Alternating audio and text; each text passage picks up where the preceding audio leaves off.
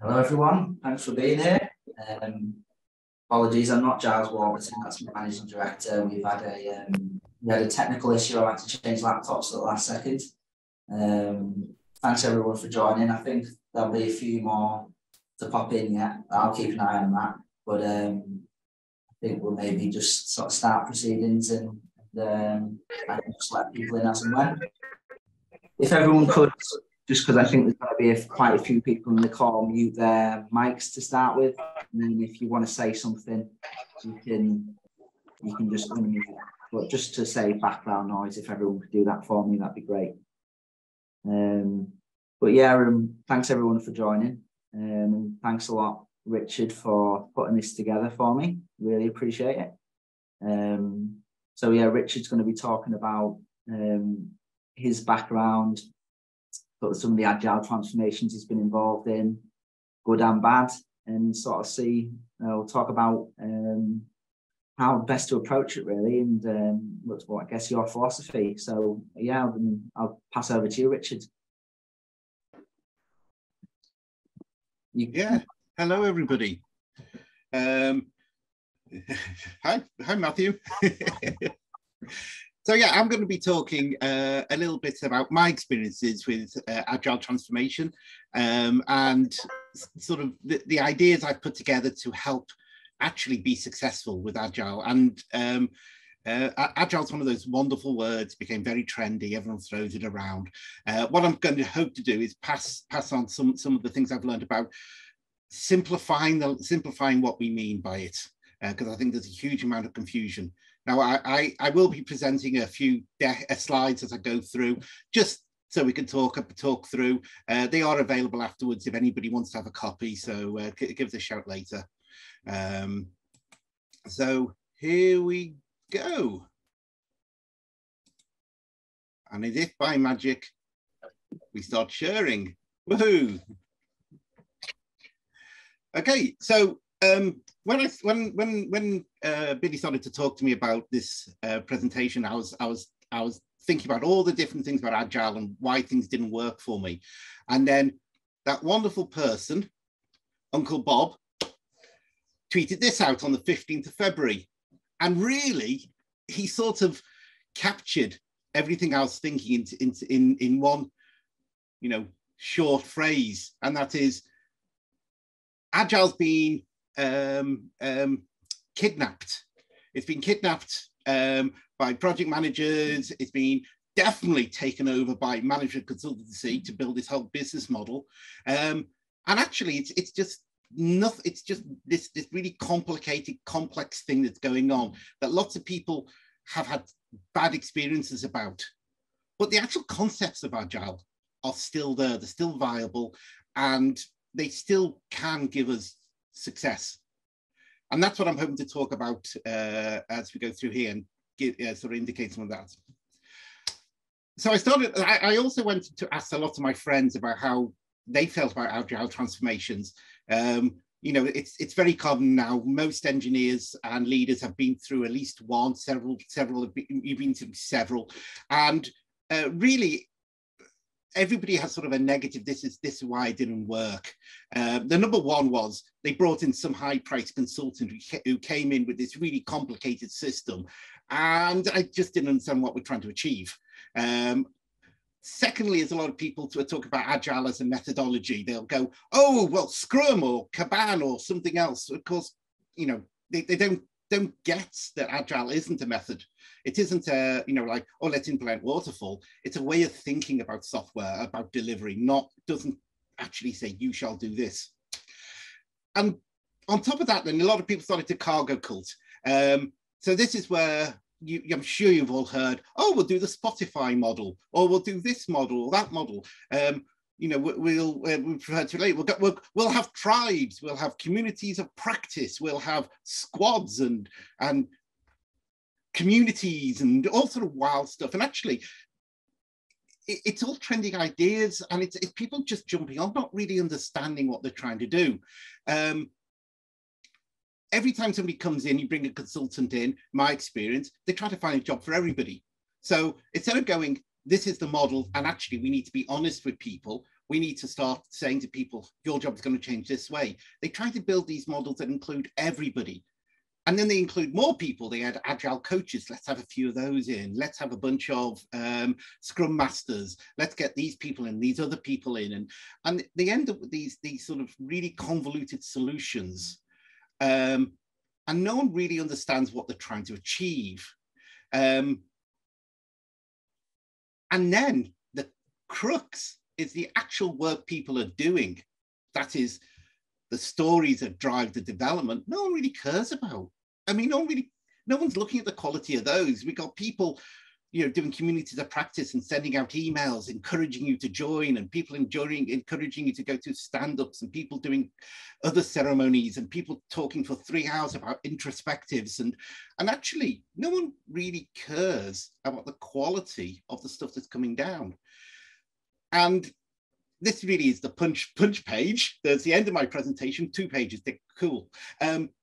Agile project delivery fails because the people who actually need to do it, the agile bit, don't understand what they're meant to be doing. And the people who are telling them all about agile don't really understand what they're trying to do. And therefore you just get a load of confusion, a load of people talking about change, a load of stuff going on. But the fundamental problem still remains. We don't really know what we're building, and we don't really know how to build it in an agile way. This is a point where I actually love going to the Agile Manifesto. I'm sure you're all familiar with this. This is the thing that kicked off the Agile conversation. Now, just for context, things like Scrum started in the 90s. So Scrum predates Agile significantly. It's actually to do with lean methodologies, lean production. And therefore, Agile and Scrum actually have very little to do with each other. There is some crossover between Agile concepts and lean, but actually they are different concepts. And what happened was the 17 technologists got together and they wrote these 4 lines: individuals over processes and tools, working software over comprehensive documentation, customer collaboration over contract negotiation, and responding to change over following a plan. And again, it's very simple. It's all about producing software. It's about delivering stuff with value quickly and with some confidence to quality. So it's not saying we're going to do cowboy, which is another thing I've seen happen with Agile. Well, we're just going to start writing code. We're just going to start hacking stuff. We don't care about planning. We don't care about documentation. It's Agile. No, actually, that's rubbish. We're not saying documentation isn't important. We're saying it's better to actually derive software and then go with your docs and then back and forwards, rather than just abandoning one or the other. I'm sure you're all familiar with these 4 lines. They are the crux of the following few slides, because the top one is individuals. And that's the thing which I believe most people miss when they go into an Agile transformation. They get hooked on bringing in new processes. They start talking about this and that, scrums and Kanban and, you know, Agile practices and all this stuff. They get lost and they forget about the individuals. So if we look at the individuals, when you look at a company from the top down, this is how a company should derive their output. At the very top, we talk about strategy and initiatives. Now, initiatives are a great idea. We want to increase, our strategy is to make ourselves 50% digital. At the moment, we're only 20% digital. In order to get to 50% digital, which is our strategy, we're going to focus on getting more of our products on our digital platform. We're going to do exclusive products on digital platform, and we are going to drive the top of the funnel. So those are your initiatives which deliver on the strategy. Again, that's not technically, you can't deliver on that. No one knows what that means. This is where we're going. Those initiatives then can drive projects. So we're going to increase the conversion rate at the basket as part of improving our overall digital presence. So our project there is basket basket conversion rates. That's a project. But again, you can't implement it. You can't, too often I've seen people take that level. Well, let's do basket improvements. And they'll start coding. They'll start throwing stuff onto the site. They'll start hacking a new basket together.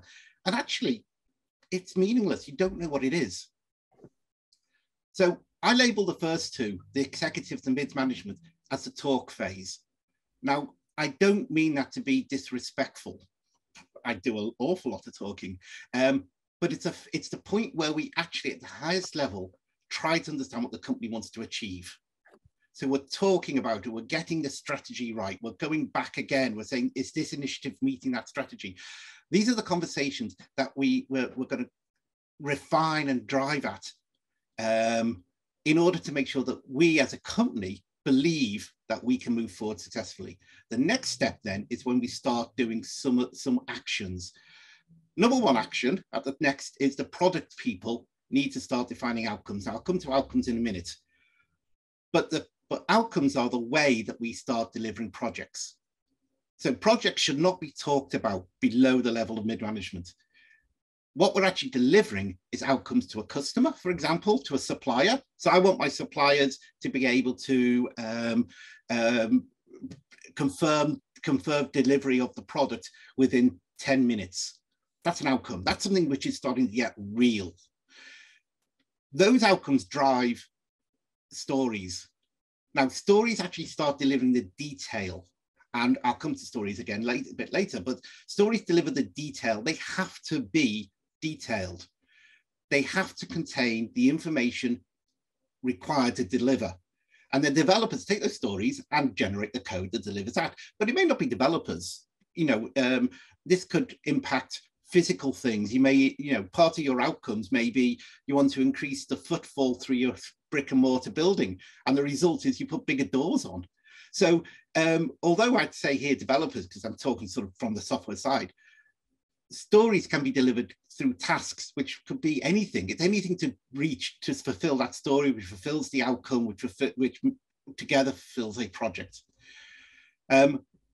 So you'll see there that I'm talking about execs, mid-management, product analysts, and developers. And people go, but the company's much bigger than that, Richard.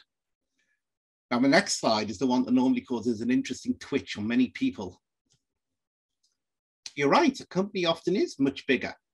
But when you look at critical to success as opposed to important to success, you'll see that when you look at a company, the people, the marketing sales guys who are driving sort of the product development side, the development teams and the business analytics, they're the guys who are putting together the stuff that actually drives the sales.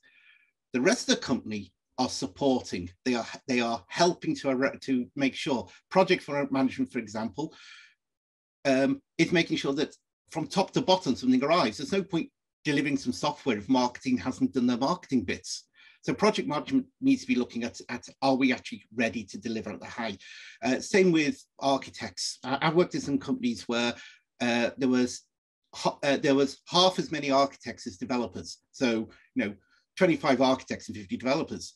And it creates weird dynamics. Architecture is important, architects are important, but actually they are supporting the ability for the analysts and the developers to deliver. And we'll see that for the rest of the finance team, hugely important. Company can't be a company without finance.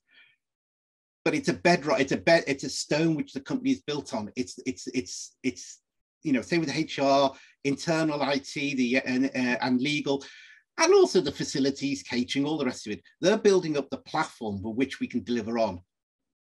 Now, when you look at many companies, when they start doing agile transformation, they sort of try to build the transformation to include everybody on this screen.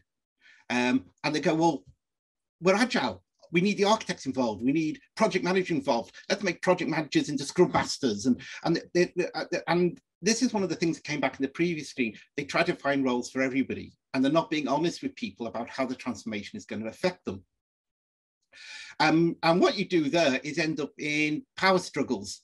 Now, there's enough people on this phone call, on this call. I'm sure at least some of you have experienced those power struggles where engineering wants to go in one direction, architecture wants to go another direction, project management is going another direction, and actually you end up with people, in one case, fighting each other, sending emails to each other, a bit like the government over COVID, apparently, sending nasty emails to each other, undermining each other, because what we're not doing is focusing the company on what is important, which is delivering product and revenue, and then for people to understand how they fit into this model. I'm just going to pause there because it's often at this point people like to sort of have a comment. Does anybody actually want to? Anyone got a comment on this?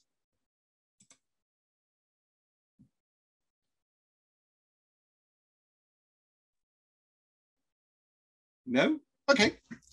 I'll carry on. Everyone's a bit shy. I think no wants to be the first one.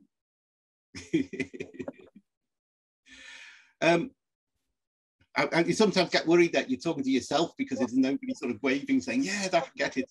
There's one in the chat.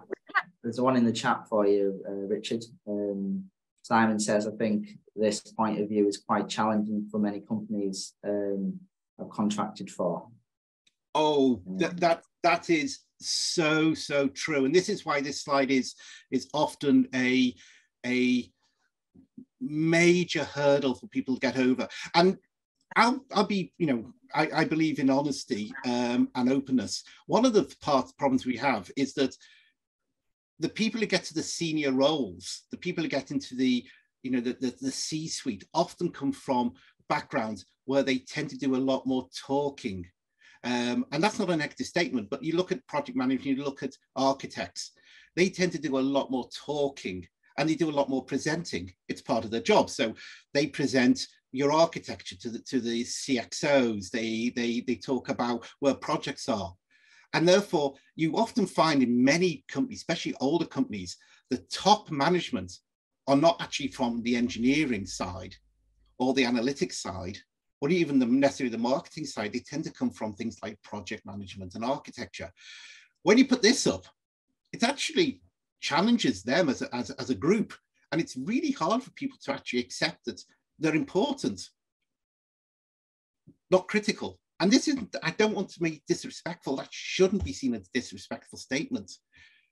It's just a fact about how you deliver. If you look at a startup, the startup is the top little hat. A startup doesn't have most of the bottom bit. That's added as the company grows to help them scale.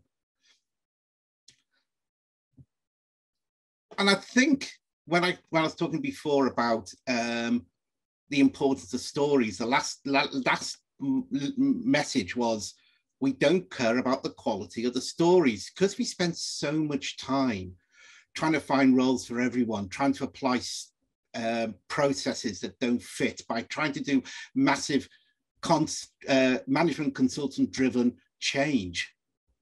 We forget about the fact, that we're not defining what's actually there.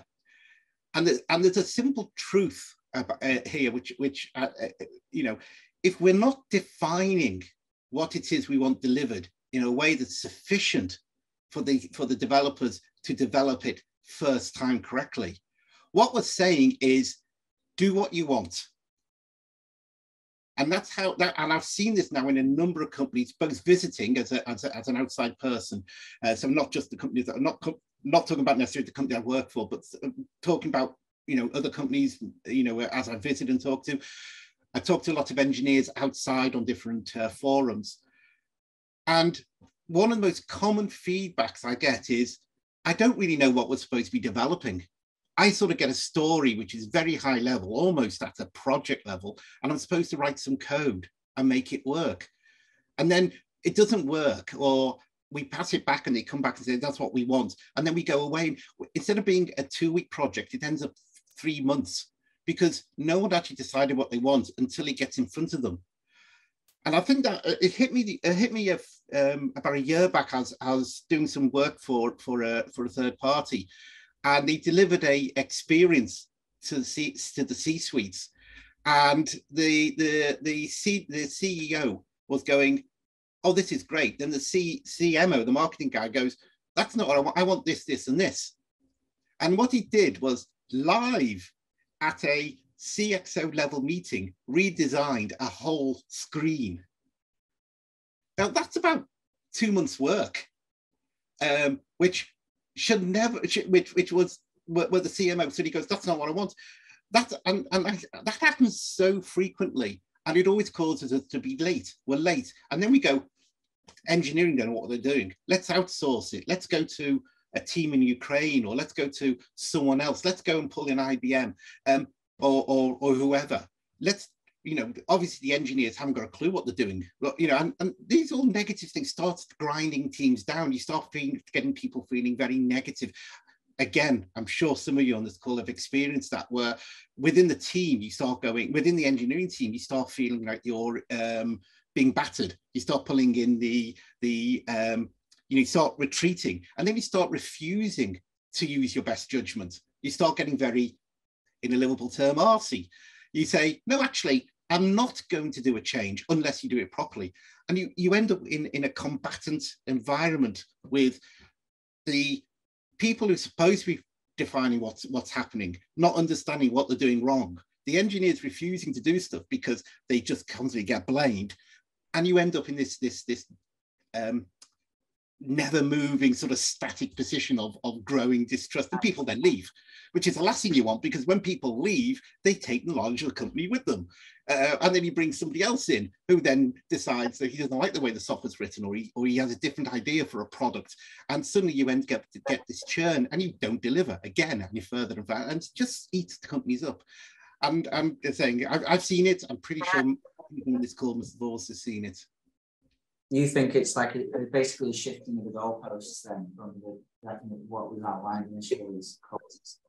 It's not even getting on the same football pitch. It's not shifting a goalpost. It's literally not even defining the game.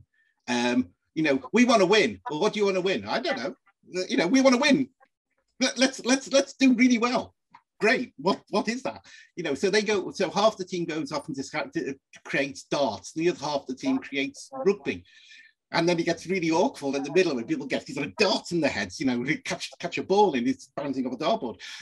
But it's that confusion, and it just builds up unhappiness within the teams. And it's because we spent all our time worrying about trendy little organizations and communities of practice and tribes, and not enough time thinking about how does the work actually deliver. Which now takes me to this. This one.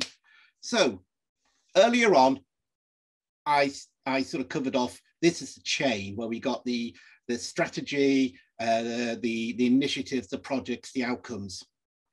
Now, I try to make things really easy. I'm not going to cover it today, but at the back of this, there's 3 slides which are on outcomes, user stories, and tasks. And I'm happy if anybody wants to do another one of these to go into if you feel value in it. But fundamentally, your strategy shouldn't be changing frequently. If your strategy is flip-flopping, then the company has real problems. So the concept of agile around a strategy doesn't make sense. Now, it doesn't mean the strategy doesn't change. March 2020, we all know what happened. The big lockdown happened. We all went to COVID. Companies had to pivot. Companies did football pools did an amazing pivot. They went from really pushing on one thing to a casino-led, because they were sports betting. They went to casino-led because they had to pivot really quickly. Other companies pivoted just as quickly. So sometimes strategy does have to change very quickly. But it should be extreme circumstances that drive this. So if someone says, we have an agile strategy, I'll be very concerned about the company. So strategy, agile, doesn't really make sense. Initiatives, well, if you've got a strategy that's stable, your initiatives should be more stable as well, because you should be saying, in order to deliver that strategy, I need to do this, this, and this. And therefore my initiatives are long-term. They are 9 months, 18 months, 24-month initiatives that are covering a lot of work which is driving the step changes dictated by your strategy. So the concept of agile initiatives, to me, is a red flag as well. You know, it means that your senior management team haven't really agreed on what they want to achieve. A railway is a great example. The British Railways, we're now in the situation when half the people are saying we need to, in order to get all the benefits of a single network, we need a single network operating it. While the other half are saying, but we still want, you know, franchise and split things up and all. And that's a really good example where you don't have a consistent view of how you deliver strategy at the senior level.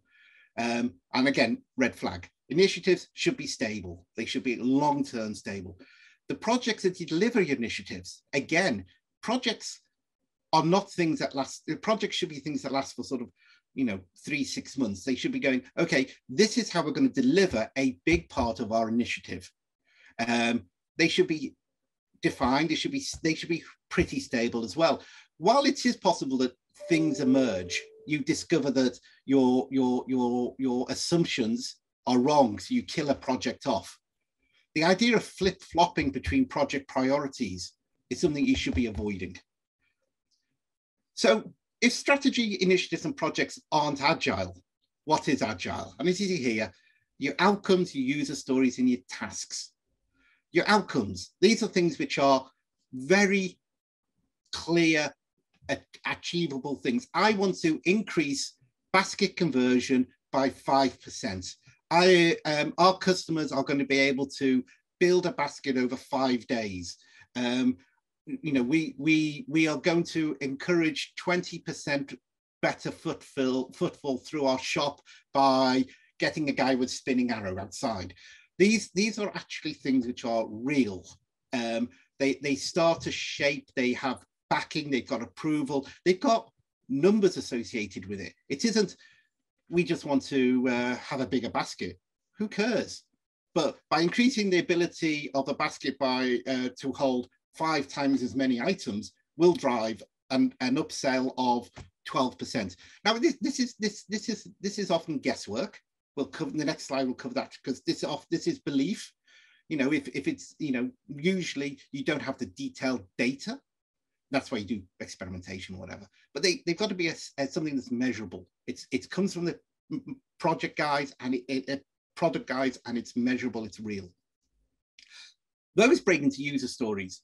Now, user stories, I've seen atrocious user stories, awful things, huge, massive things that take months to deliver. I've seen one user story drive 3 months' work once. It's like, oh my God. I like to talk about user stories as simply part of a state machine. Any process that we write in software, because business processes are what we implement in software. That's what software is. It's a realization of a process. Those processes almost always are a state machine. And one transition through a state machine is a user story. And it doesn't matter whether the state machine is triggered by a user activity on the website, whether it's triggered by an event arriving on an API, whether it's triggered by a supplier doing something. It doesn't matter. You have a business process, which is almost certainly a state machine, which has transitions, and those transitions are your user stories. And then to deliver that user story, you have technical tasks. Now, a task is literally 30 minutes to half a day's work. We talk about CI/CD, continuous integration, continuous delivery. What you're delivering are tasks. And my team in Amazon, for example, were perhaps doing, 8, 9 live deployments a day because they were delivering small incremental tasks, which increased capability of the site. Doesn't mean they're instantly available. As we know, if your back office software hasn't got anything that triggers the front office, then it's there, but it's not actually doing anything. But the tasks are the things that engineers work on. They're small, they're predictable. And for every user story, the complete task list is there. So if somebody needs to experiment, if somebody needs to build a pipeline, if somebody needs to redefine some data, if somebody needs to open a window 3 times a day to cool off the microprocessor, which is actually one of my experiences, those are your tasks. And this comes then back to the minimum documentation. What we want, the outcome. So as you see there, it's a we believe. Now there is another type of outcome. If you've got a regulatory requirement, then we have to. It's not a belief. We are required to do this. But most work we do is based on belief. We believe that doing this change will give us some benefit. And what an outcome is it's got a beneficiary. So in this case, it's a customer, but it could just as easily be an internal colleague. It could be a supplier. It could be a third party using your API. It doesn't matter. There's somebody who gets the benefit of the outcome. Because if there's nobody getting the benefit of the outcome, why do it? There's a benefit to the beneficiary. If you can't actually say, this is going to make their life better, this is going to deal with a pain point that they've got. Yeah, then actually, again, there's no value in doing that work. You have to be very clear of what you're trying to do, what you're trying to control. I call it the object of control. There's maybe other terms, but this is the thing that you're actually going to touch. And this then guides people on what you're doing. It could be the basket. It could be a registration process. Someone asking a question? Yeah. I've got a hand up if that's okay, Richard. So what exactly is meant by basket in this context, please?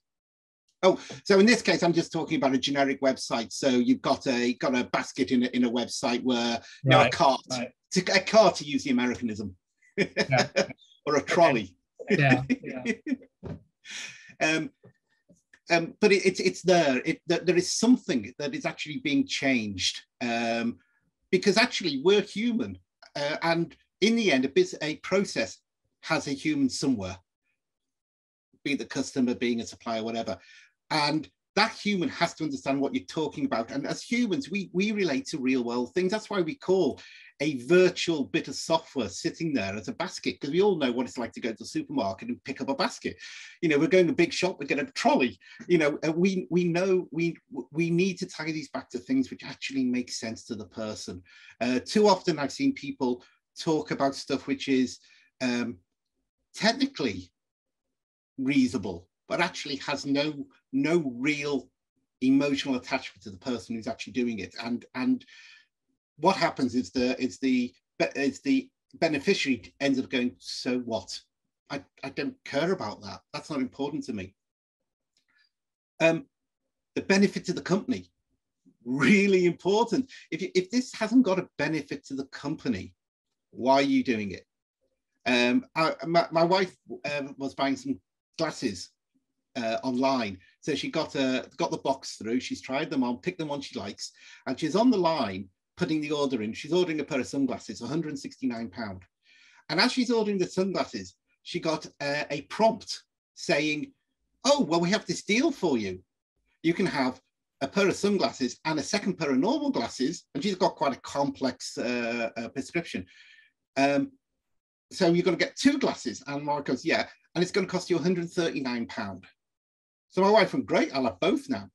So what my wife's ended up with, two pairs of glasses and paying £30 less. But she's going to buy it anyway. She's actually in the basket. She is in the process of buying for £169. So whoever came up with that marketing process didn't actually think through the benefits of the company. What was the purpose of doing what they've done? All they've done is lowered their margin, increased their costs. And then you've got a clarifier. In this case, this only applies if you've got a registered account. So a guest can't build a basket over multiple days. They need to register.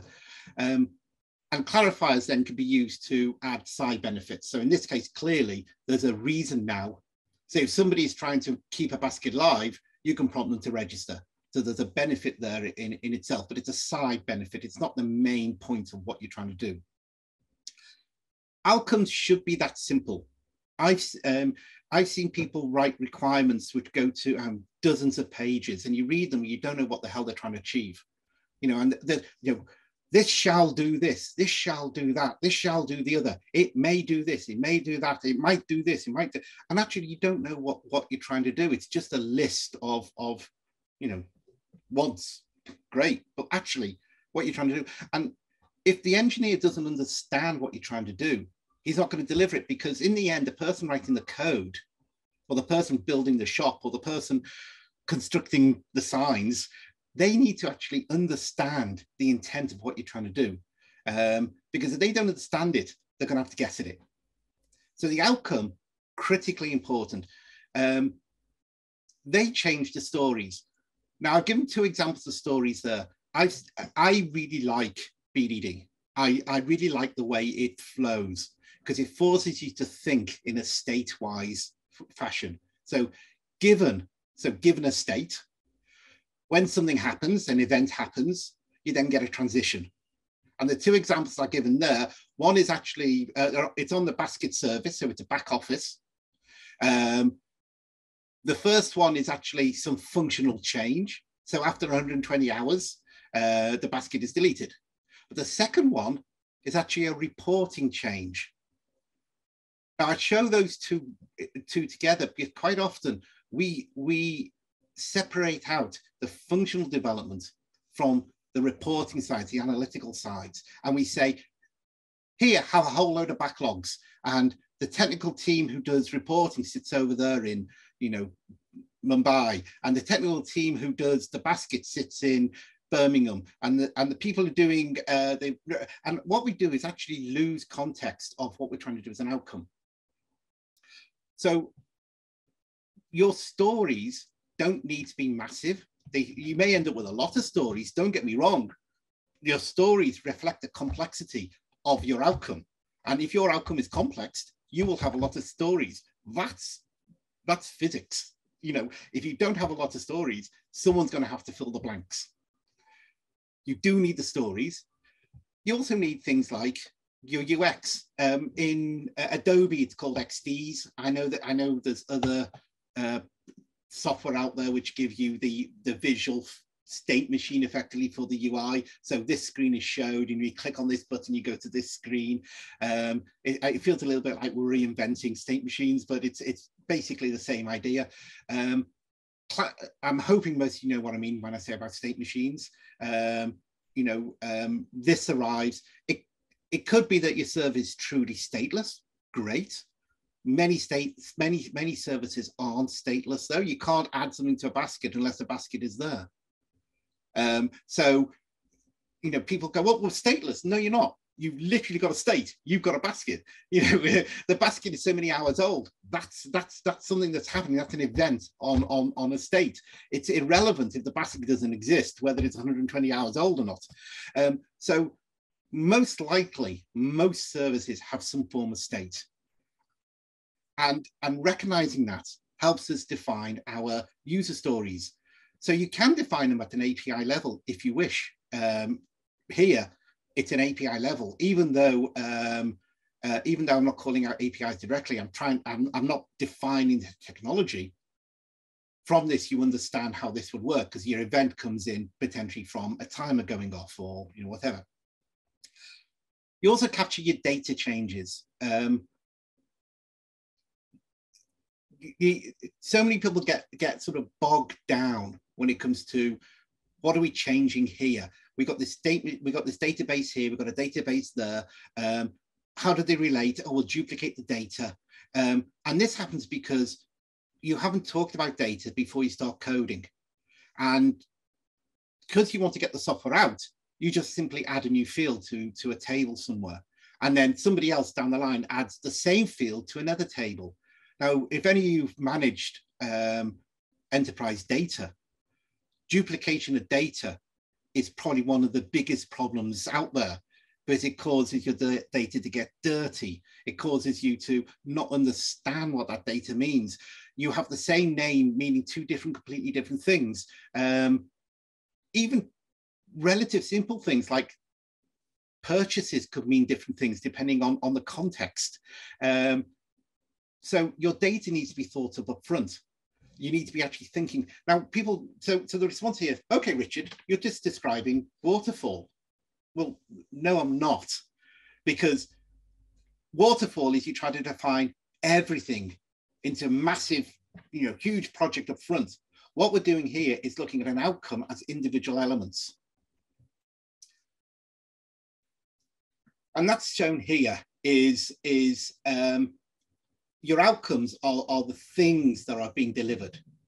Outcomes should be scaled to be no more than 6 weeks work, because usually you want them less than that, because you want people to be able to move quickly with outcomes. If they get bigger than that, you need to be thinking about, is this actually a single outcome or is this multiple outcomes? If you do outcomes properly, it's actually quite hard to come up with an outcome which is longer than 6 weeks long, purely because of the nature of them very precise. We do this and get this benefit. Once your outcome is there, it's broken down into your user stories, your data, your state machines, and then it's ready for development. So it means that you've probably got, while you can spin very quickly, you can say, stop working on this outcome, work on the next one. As long as the next one's been worked out, you can change very quickly. It means you've also got a plan. You're also looking and saying, this is my priority. These are the outcomes I'm working on. This is the order they're going to be worked on. And these are the ones that are broken down. The worst case, if you decide to pick an outcome from the bottom and stick at the top, you've probably got a 4 to 6 week period where the analysts need to do the work to work out on a complicated one. But in most cases, your backlog, the second backlog, the prioritized backlog or outcomes ready for development, should be sufficiently sorted out that the developers can pick one up and move quickly if you decide to abandon. But this is agile in the development of the software. This doesn't imply any sort of methodology. It doesn't imply that you're using Kanban or whatever you want to do, Scrum. It doesn't matter. This is how you manage the work into the teams. And this is what the teams care about. They want to know, when I pick up work off the top of the backlog, that it's actually spec'd out to a level I can start working on it. I had an interesting conversation the other day with some older engineers who were telling me, you're just turning us into coding monkeys. I'm an engineer. I started writing software when I was 11. I still write software as a hobby today because I love software. I love writing software. It's what I am. Become a CTO, all the rest of it, I still write software. Not at a business level. Jesus, can you imagine that? But at least at a hobby. This is not turning engineers into coding monkeys. It does focus on the fact that the developer's job is to develop software. And I think that's really important. If your developer is spending 3 weeks trying to work out what to deliver, then you're not getting best use of their skills. Now, if you work in a company that doesn't have BAs, then fair enough, the engineer needs to start picking up some of that early work because they're taking on the role of an analyst. And that's fair enough. But we've also got to be very clear on the role, each person's role. And the role of the engineer is to write software. That's their job, to write great software, to understand products and deliver great experiences.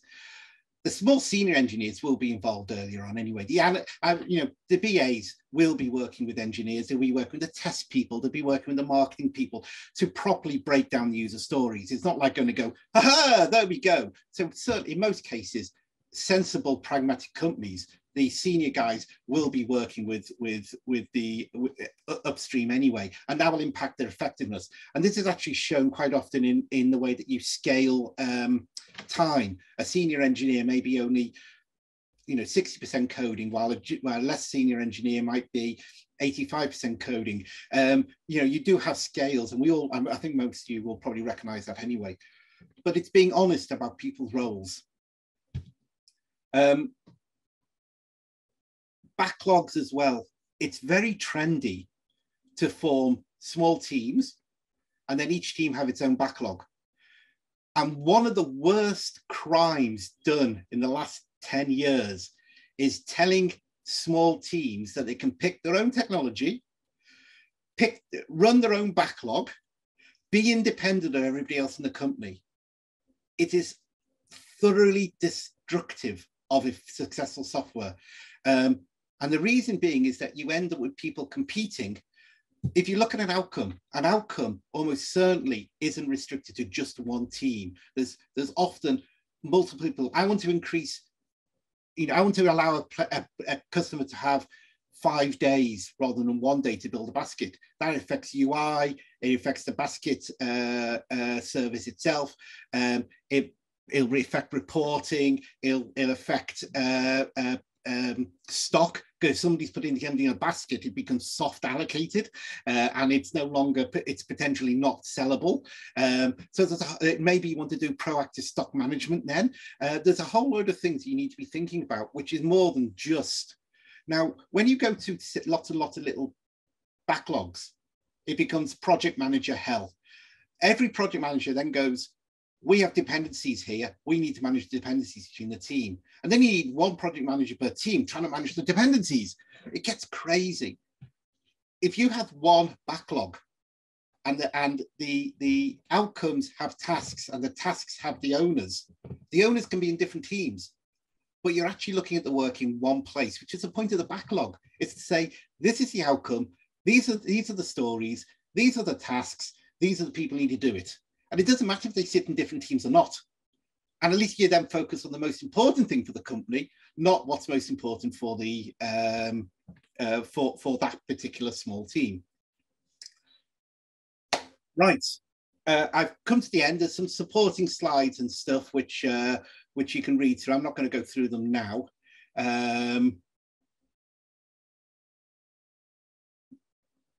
Does anybody want to say anything? Thanks for that, Richard. Yeah, I mean, there's a few things happening in the chat. I don't know if you go through that, Richard, but I'm sure there's some alternative perspectives in the call if anyone wants to say anything. I'd be keen to hear their side of things. Yeah, Richard, it's Simon. I would like to just challenge you a little bit, actually, on one of the last things that you just said about individual teams being quite destructive, that they get to choose their own technologies, that kind of thing. Because in my mind, and all the books that I've been reading over the last number of years suggest that that's precisely what companies do as they move towards a microservice architecture. Do you want to, fill in on any of that? Yeah, absolutely. So my background is working with people like BlackBerry, but Amazon in particular. So I was responsible for all the quality, the tooling within each fulfillment center, over 100 worldwide, that tracks where each individual item of stock is at any point. So we had Amazon was a microservice architecture. They broke away from a monolith back in around 2010. So 2012 we're in microservices, and they very much have teams which own things. So my team owned the quality tools. Other teams managed things like the ingress of product. Other teams managed the pick and the pack. So very much that structure. It's the same thing with the Hut Group. Teams own specific things. So teams owning specific parts of the system, totally comfortable with, and I have no problem with that at all. And that is a very strong, because what you're doing is a small bunch of people who actually know the system build up knowledge and expertise, and they're able to manage it. So I believe strongly that's the right way to do it. The problem I have is is this thing that came down, that each of those teams must have a completely distinct backlog, which they're managing, and also have freedom to pick whatever they want to do.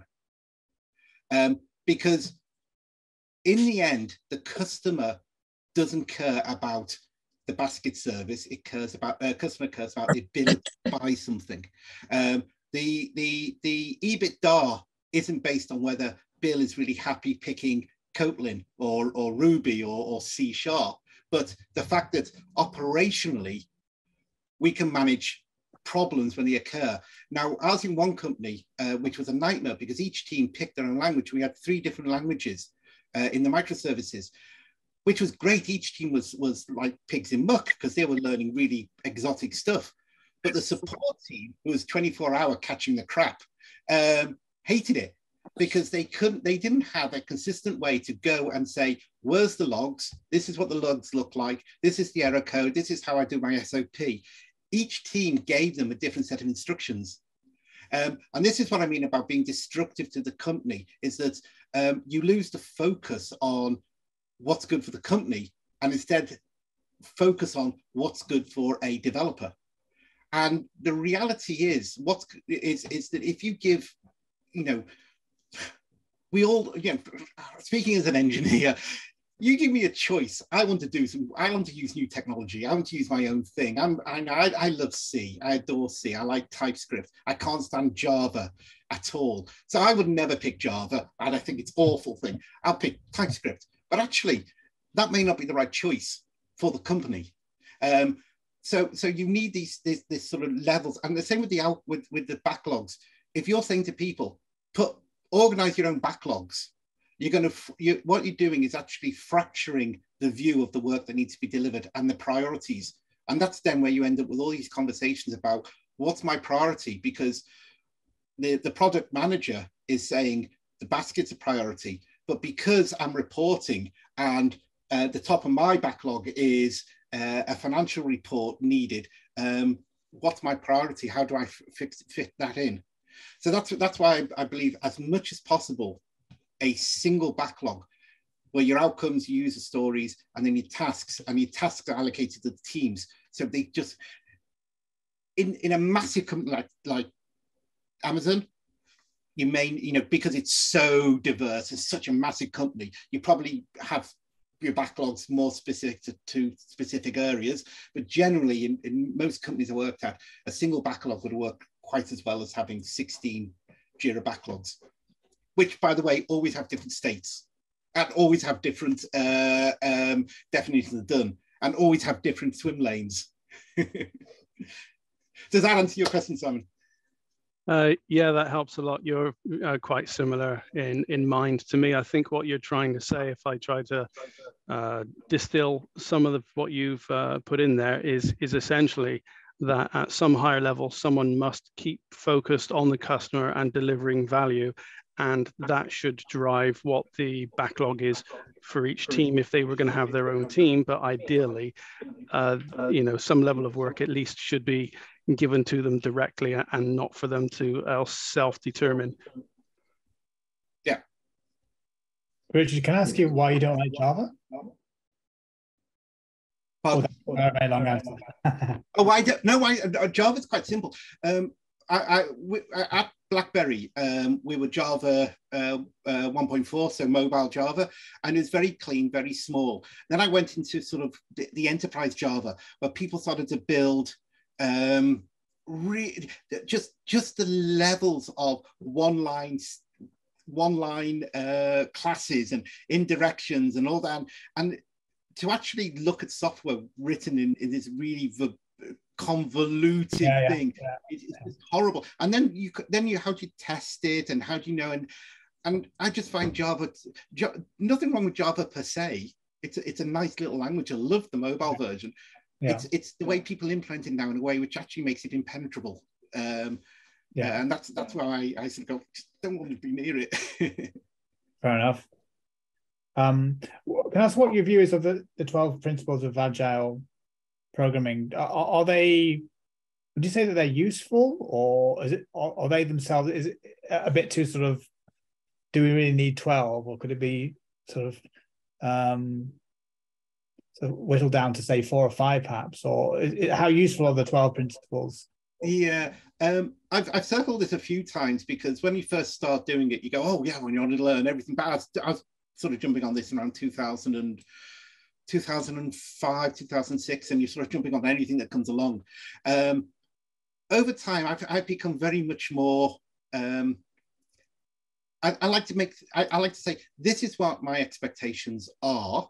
Yeah. So the flow of work goes well, and we worry about the 4 top level. The rest of it, it's good knowledge. Yeah. Understand why they say, but then evaluate it, because I don't like cargo culting. I don't like people who just do it without actually thinking about what they're doing. And some of it's good stuff. I mean, Uncle Bob and his solid principles. I mean, really brilliant stuff, but understand when it should be used and when it shouldn't be used, and what is actually the intent. And the intent is to deliver software that's predictable, that's robust, that is solving a real problem for the company. That's what we're doing. So they're useful. yeah. Thank you. Good answer. Thanks. A couple of bits in the chat for you, Richard. I think John's asked to just distill, I guess, the topic title, which was why do agile transformations fail?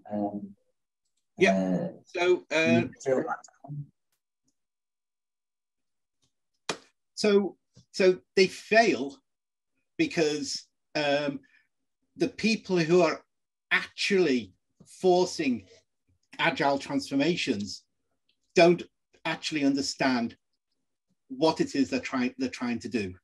And therefore, they bring in consultants, they sell big models, they do lots of culture changes, they go for cute little structures, they change stuff up, they get rid of the leaders. I think one company who decided that they didn't need head of engineering because we're agile now. They do all these sort of things, but they don't actually focus on the one thing that actually drives value. And you end up with people just being either just doing what they continue doing, not changing at all. So we're agile now, what have you done? Well, nothing. I do the same thing now as I did 2 years ago. We're just called agile. Or even worse, people just get pissed off because they sense it that no one actually cares about the product, and they get frustrated and they leave. So generally it fails because the people who are saying we need to do the transformation aren't. I had a slide I took out which had a initialism. Flops. So the F is for fads and myths. So the F in flops, fads and myths. So just jumping onto a fad or a myth. You can't. The best myth I heard last week: you can't measure the output of an individual engineer. Really? But anyway, fads and myths. The second one is lack of engagement by leadership. The leadership teams basically go, oh, we're now agile, you go and do it. And that's what the one I got on here, which is about, we think people other than ourselves need to change. So many senior managers don't actually understand why they need to change or that the change applies to them. So they just carry on like usual. And if your bosses aren't changing, how is anyone else going to change? Opinions, FLO is opinions. So you've all heard of HIPPO. Someone comes out and says, I'm the senior agile coach and we're going to do it this way. Or, I'm a senior engineer, we're going to do this way, or whatever. I'm the CEO, we're going to do this. The P was people not knowing what they're doing. And the S was stories being absolute crap. But I thought crap was a bit rude. So. But do you think there's too much rigid adherence to the principles, even when it seems like counterintuitive and doesn't seem to be actually driving the business forward? No, there's too much reliance on somebody coming in and going, we're going to go agile by doing Spotify model. Or you go to one of the big consultancy firms, they come in, they spend 6 months with trainers and stuff, and none of them are actually focused on what it is we're trying to do, which is deliver really great software from having really great stories and outcomes. They just forget the last line there. We don't care about quality of the stories that drive change. They forget about the fact that in the end, that's the thing that we are delivering, not tribes, not community of practices, not Kanban or whatever. You're actually delivering change, and that change needs to be specified. It's hard work. I mean, a lot of product managers don't realize how much work is required to actually specify an outcome. Because although it's 5 lines, to get to those 5 lines, you actually need to understand your customer. You understand where the failures are. You need to understand, how your channel is failing. You need to understand what your customer is looking for. that's hard work. That's really hard to do. A lot of product managers don't get the opportunity to do that. Either they're driven for immediate results, or the senior team don't give them the space to think about it, or maybe they don't know how to do it because no one's actually coached them. Sure. If it were easy, we'll all be successful. Yes. I think I've seen a lot more recently about, well, people calling it cult of agile, isn't it? Do you think that's where, it's about doing things according to the methodology, but losing sight of the big picture? Is that basically the crux of it for you? Absolutely. It's paying somebody to come in and tell you how to do agile, and then sticking to that with an eye, without actually thinking about it. So it is a cult, because people are implementing methodologies and changes. It's beliefs. It's using words that they don't necessarily understand or why they're doing it. Couple of hands raised for you. I think go with Thomas, I think it's first. Yeah, hi. So interesting one. I just have, I think, one question. So I'm a contractor. I usually go in. So I'm a software engineer contractor. So I've seen a lot of companies in the past 10 years, and I never seen what you describe here, that they hire a bunch of people who will deliver agile there. But I see mostly that 90% of the companies are not technology companies. Even if they say that they are not. They see development as a burden that they have to do. And basically what happens is that the agile transformation comes from a medium level, or from a technology side of the business. And usually at these companies, the technology side is they don't have really a word going higher up.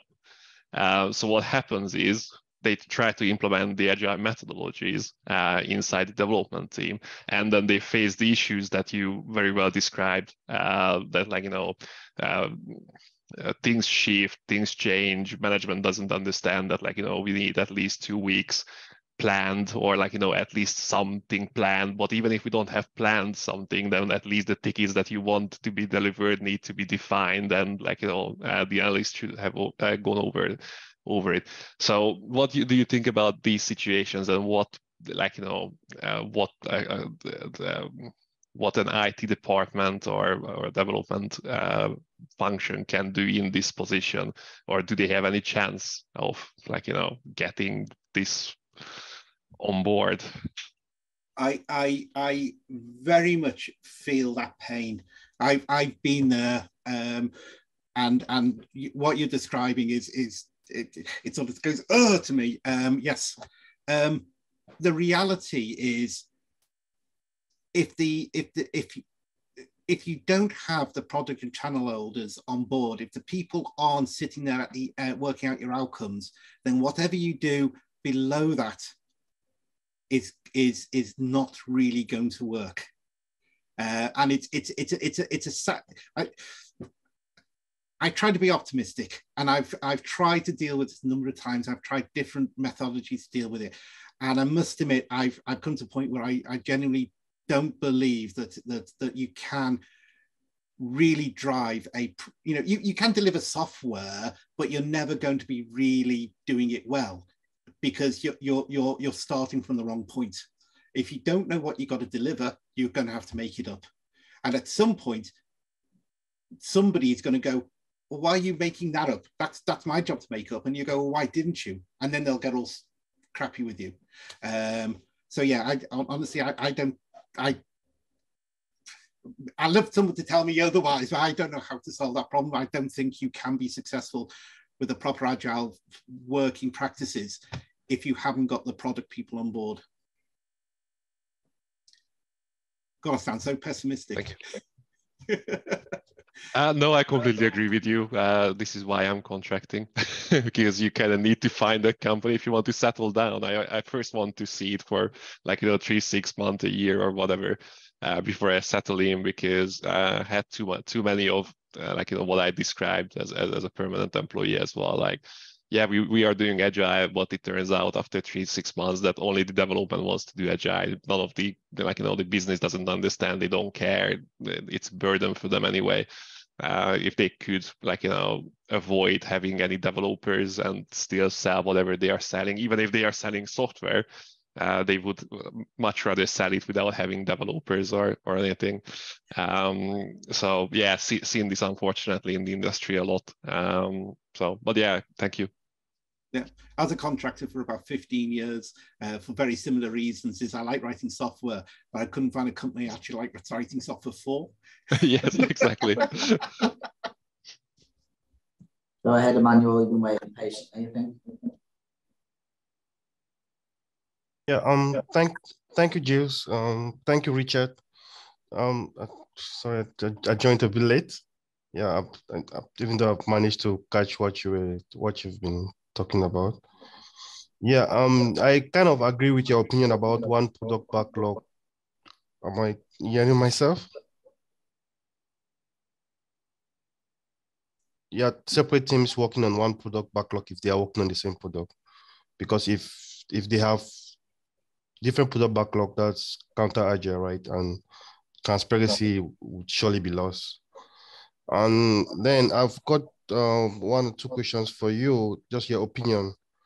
What's your opinion about proper sizing of user stories, like to be completed in a sprint, and having developers doing refinement to make sure that the user stories are really completed within the sprint? And the second question is, what's your take on kind of the best definition of done? Most companies I've worked for, they say the definition of done is in production. And from experience, most often, it's difficult to have things completed within 2 weeks to get them in production. So I just want to have your idea around that. What you feel about refinement sessions. Because you rightfully said, I believe developers should be spending more time doing coding than doing any other thing.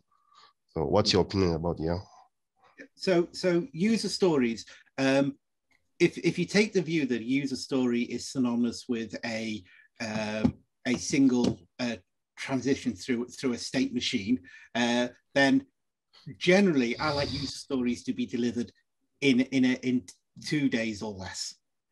Now that's not always true. So all these things, I always, people seem to, these are all hedged with reality. So whatever I say here is a preference, but I'm completely aware that some things take longer. So for example, the very first, say you're working something brand new, your very first user story might include tasks which are setting up environments, may include creating new AWS entities. It may be writing Terraform scripts. There may be a lot of tasks in the very first user story, which means that user story takes 2 weeks to complete. Even though the size of the actual user story is actually quite small, all the tasks required to deliver that makes it quite a long task. But similarly, towards the end, a user story may be done in 20 minutes because it might be error handling for someone to inputted an incorrect thing, which you just bounces straight back again. So user stories, particularly at the beginning of a group, can take. I'm not necessarily talking about sprint, but it's because I don't like using words sprint so much because I think it boxes people in. I know it's supposed to, but anyway. But by listing all your tasks out, it could be that your first user story takes longer. But generally, I like user stories to be in the region of about 2 days. That's your, if anyone has done the lean learnings, the one where you have a big tire and a little coin, and and you're turning them over, and if things are about the same size, you work more efficiently. That things are constantly changing. Sort of the lean concepts. the user story is the thing that really drives the consistency. Your tasks should be 30 minutes to half a day. That's basically what we're aiming for. Your user story should be around 2 days. And then if you've got 50 user stories, you know, it's going to take me about 100 days, maybe, you know, so it's the, I hate story pointing, by the way, because you should never get to that point. But anyway, so that's on user stories. I like BDD, as on the screen you see, given, when, then. I like that type of approach because it drives you to think about the user story as a single transaction of the state machine, if you see what I mean. You're not going this, and this, and this. You're saying this happens, and it means that then you will end up with more user stories, but that's okay because you're describing a system. Now, the second question about delivery, a lot depends. Definition of done. Yeah. Pardon? Definition of done. Anyway, just to add to that, when you say delivered in 2 days, right? You mean it's in production, or it means the definition of done, right? So it's been built, it's tested, yeah. So when a lot depends on what you're building, how you're building it. So if you're building software that goes into a car, then the idea of delivering to production live is a bit silly. If you're building something like a shop front in JavaScript, then delivering to live is something that can just be done. Or if you're building serverless solutions where you're doing blue-green service, so you don't ever change a function, you write a new function and then replace. So there's a lot of variables in this. When I talk about delivery, I'm talking about the one where you can deliver to production. So you have a CI/CD pipeline. In that pipeline, you have on commits your lints and your formatters and all the rest of it. You have an approval step for your PR, and then you have a series of tests that ensures that the software you're putting out goes. Most software can be deployed live at any time. And the reason I'm saying that is that I can deploy a whole suite of software as long as no one can get to it. It's live, it's in production, but no one's using it. So I only need to wrap a switch around maybe a UX element, because until that UX element is turned on, no one can actually use the software I'm delivering. So I can deliver to production almost all software.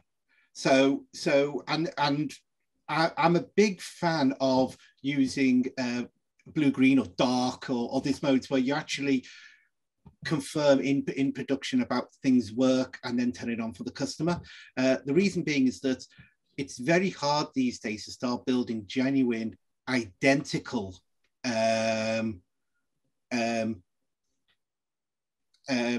UAT environments. Yes, that's spot on, Simon. It's just because it's in production doesn't mean it's usable by the customer. And you may end up having 6 or 7 outcomes in production which aren't actually usable by the customer, but they're in production and they can potentially be used. And again, this all comes down to your particular company. I had a discussion last week on LinkedIn about releasing on Friday. The pool's biggest trading days are Friday night, Saturday night, and Sunday night. We don't release on Friday, not because people are scared of releasing on Friday. It's because the business says, do not release on Friday, because they don't want to expose trading to the risk of a release. We could, software-wise, I'm sure it'll be okay. We do all this testing, but from a company point of view, they have the rules. So each company is different. Each company have drivers. So what Simon's saying, potentially deliverable, is a good way of capturing it. Yes. Okay, good. And then just so I'm a bit clear, because the first question I asked was about developers getting involved during the refinement sessions, because as you said, BAs will not be able to. There are some technical user stories that BAs will not be able to write. That's from experience. So I tend to find like the senior developers writing some of the stories, and as you said, the initial step, when it's a kind of a greenfield project that you don't really know what's going to happen, the story might appear short, but at the end, that story can end up becoming an epic, right? So the question I'm asking is, what's your opinion about developers getting involved at that during the early stages to they spend some time breaking down those stories to maybe tax level, sub-tax level? Yeah. I tend not to use the word epic, by the way, because I think it's such a loose term, and it's so hard to fit into anything. So that's why you haven't seen it in what I presented here. Yeah. But in a real world company, that uses BAs, then the BA understands a business process. So they shouldn't be defining the technology. They should be saying, this is the business process. This is where Jill from Goods In ticks this box here, and that box then goes, that piece of paper then goes over here. What we're going to do is automate it so that when she scans it, it automatically approves. So they're dividing the business process. I also use the word CX, customer experience, the designers who do the same sort of job on the digital channels. So a BA to me looks after the business processes, the user experience is owned by CX, but they are at the same level. You can call it whatever you like, that's the way a language I'm using. In this case, the BA, in my experience, does work closely with senior engineers in making sure that things are working correctly. So a BA shouldn't go, da-da, here you go. People should know it exists, and people know that that's what we're working on. And that's why I said earlier on, a senior engineer spends less time writing code because they should be working with BAs and whatever up front to help make sure that your processes are correct, and therefore your stories are well formed. Okay, thank you. Breaking stuff, I love breaking stuff.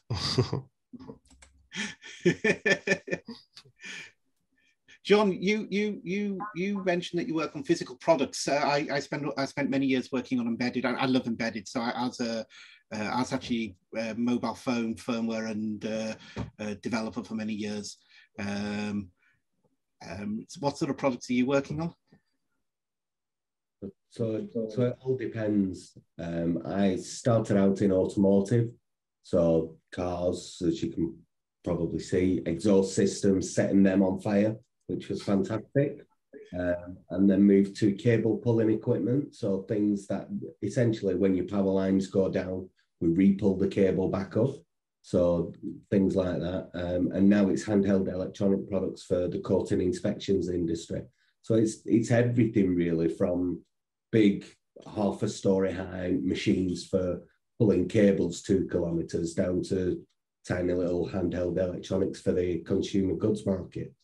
But yeah, I like making it all, dunk it in a bucket, throw it in a river, set it on fire, find out what goes wrong, fix it, iterate, move on to the next thing. So fits with that job.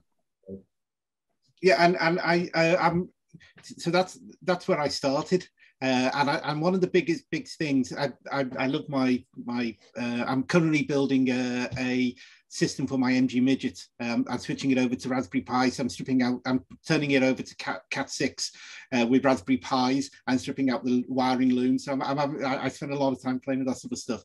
But I think there's a big difference there, which really struck me when I went from embedded consumer goods to big system servers, and that is the immediacy. By the time you've actually gone through, you've iterated, you've got a product now, and then it sort of just goes into manufacturing. So it's then done effectively. You may look at upgrades, but it's a different process from one where in doing a website, you can throw changes out completely, constantly. But it doesn't change the fact that you need to have up front a definition or the outcomes of what it is you're trying to achieve.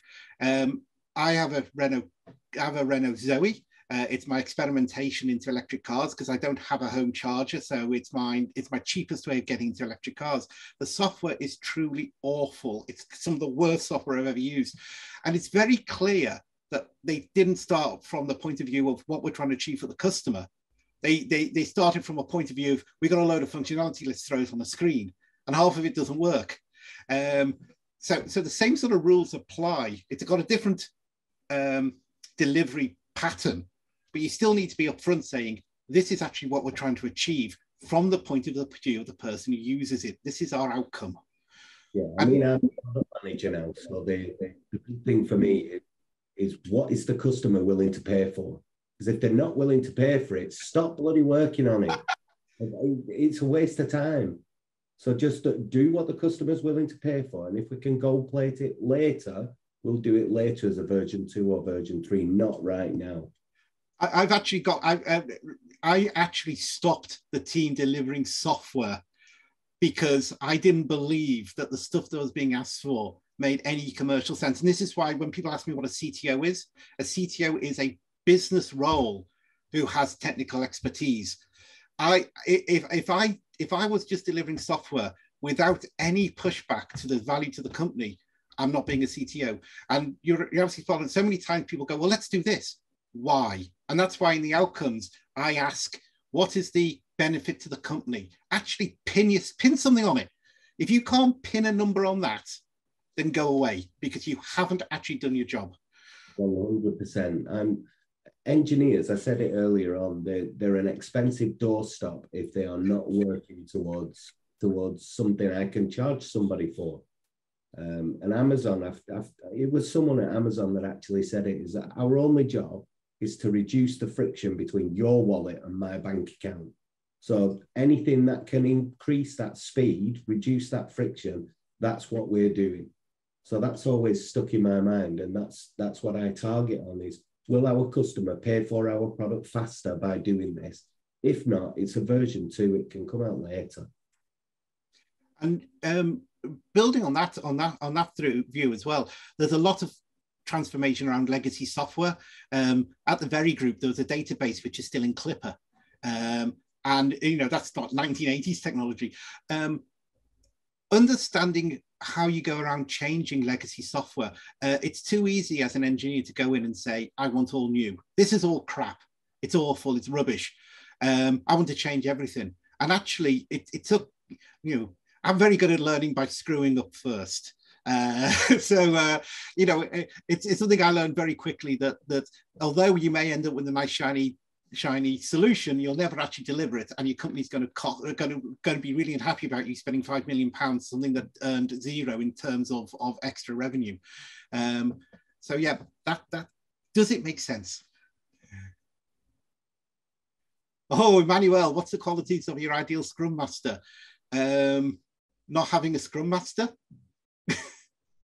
I strongly disagree with the concept of Scrum Masters.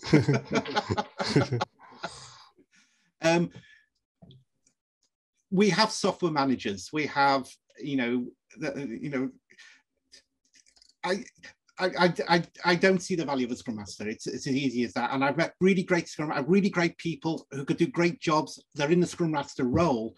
I'm not saying that people are terrible. I've met some really brilliant people. I'm a trained Scrum Master myself. I just don't believe in the role within a delivery process that is agile. If you're implementing Scrum, then you need a Scrum Master because that's part of that methodology. Yeah. And what I was going to add, for me, as you rightfully said, at some point they become useless, especially when they have got no knowledge on tech. Or for me, a Scrum Master should have some tech know-how, so that at least if you say you're serving the developers, you should know what they're doing, right? But I've worked with some Scrum Masters that have got no clue on tech, so things become difficult. Yeah, so I completely agree with you. At some point, Scrum Masters become useless, especially when they're not really managing the team per se. Yeah. Yeah. My question is, what's the point of a software manager? The software manager there is to make sure that the software engineers are delivering software and things are working. That's literally the software manager's job. Yeah. If you're going to have a software manager, he or she should also be making sure that if there are issues with the delivery of software, they're highlighting it, that they should be making sure that people are delivering software as expected, that the team is performing as expected. They should be doing the reports. If you're not going to have a software manager, then who are they going to report to? You're going to report to a resource manager? Well, then you're just treating engineers as resources, which I think is hugely dehumanizing. Pardon? Dehumanizing? Thank you, dehumanizing. People are not resources. People have huge value. The people who are actually writing your software have really huge value. The people who are working out what your software is supposed to do have huge value.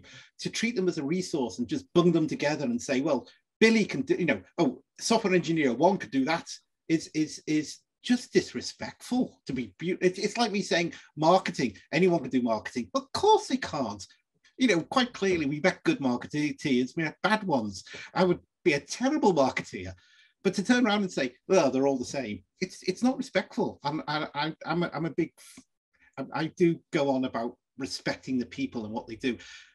If someone's doing a bad job, quite often it's a good person in the wrong job rather than a bad person.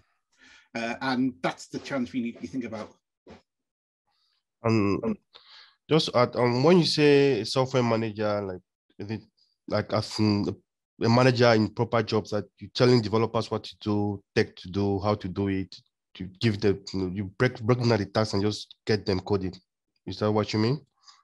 Yeah, the software manager, as Simon's just put there, the software manager is usually a line manager for the team. I don't like this matrix idea where your software manager is a manager of people in different teams. That's just complexity for the sake of complexity.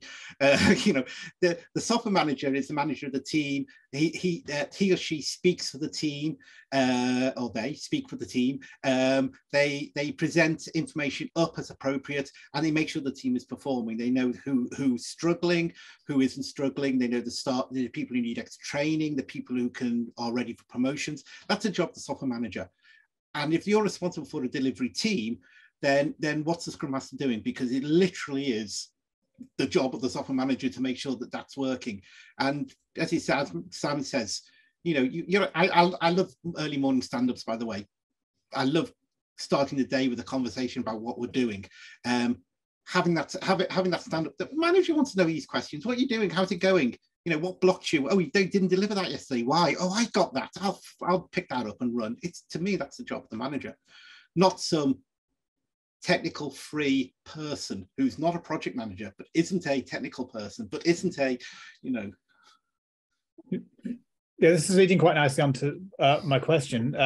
You mentioned business analysts before. What's the best way to work with business analysts? So who has the most responsibility in terms of design, particularly in terms of what we were talking about before, in terms of user stories, and where's the border between the software engineer and the business analyst in terms of who has the most influence over how the systems are designed and developed? So to me, I like that, Sam. To me, a business analyst owns the business process and the associated data. So a business process is bigger than just the software. It's the human side of it. It's understanding what we're trying to achieve, whatever. They are not defining technology. They're not defining anything which is beyond this. This is a box. Something happens. This is the bit of this process, and that comes out. That's a BA, and it's a really, really important job.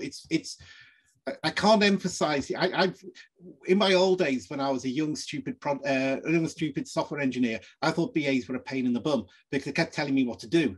As I grown older, I realized they tell you what to do because they probably know what you should be doing. So rather than making it up, why didn't you listen to the BA? So I think BAs are hugely critical in the process. Yeah. The trouble with BAs is they get dragged off left, right, and centre. BAs get dragged into project management. They get dragged into development discussions. They get dragged into third-party management, and all sort of stuff. And it dilutes their value because they can't do all of these things. A BA needs to find the business process, write it down, as I said, of stories, and then those stories become tasks, which may be delivered by software, but they could be delivered by facilities. They could be delivered by anyone else, depending on what that task is. Of course, the engineer has to understand it. So I'm not saying they don't talk. You know, to me, it's a partnership. You know, the expertise of the business process joins with the expertise of the technical realization, and together they deliver software. It's not. I don't like putting hard walls between people because I don't think that's productive. Yeah, sure. Thank you. If it's on any members of the PMIU. That's interesting. I'll have a look at that. I'm not. Thanks, John. If it's not about data, BA should not be involved. Well, a business process is made of actions and data, and it has a cost. That's the other thing. A business process has a cost. So someone pays £5. £5 doesn't get to the bank account. £5 minus the cost of the process gets to the bank account. So the BAs should understand the cost of those processes.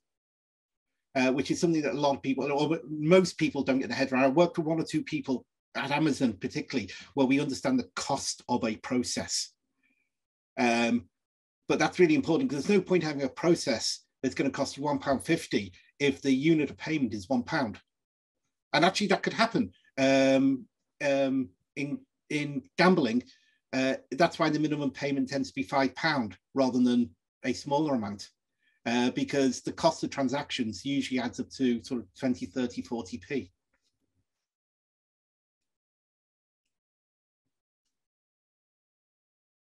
I think we'll approach an hour and a half now, so we've had a good little discussion. But I think you had some additional slides, didn't you, Richard? That I guess I think can connect it to most people within the call. So if anyone's interested in those, they can get in touch and I can forward those across. I'll have the recording as well, probably at some point next week. So if anyone wants that, I can send that across as well. But yeah, other than that, thanks everyone for attending, and really appreciate, especially Richard as well, for putting it on. Really appreciate it. Yeah, really appreciate it. It's been fun. Thank you.